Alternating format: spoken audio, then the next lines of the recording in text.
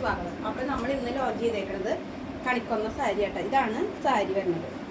ബോഡിയിൽ ഫുള്ള് കണിക്കൊന്ന പൂവാണ്. ഈ സൈഡിലില്ല കേട്ടോ, ഈ ഒരു സൈഡിലില്ല. അപ്പോൾ ഈ സൈഡിലേക്ക് വരുമ്പോൾ ഇങ്ങനെയാണ് ധാവണി ഇപ്പോൾ ഞാൻ കൊടുത്തേക്കണത് കേട്ടോ. ഈ സൈഡ് ഇങ്ങനെ കാണുന്ന വരി ഇതിനെ മടക്കി വെച്ചിട്ട് പിന്നെ ഉള്ളത് ഇതേ ഇങ്ങനെ.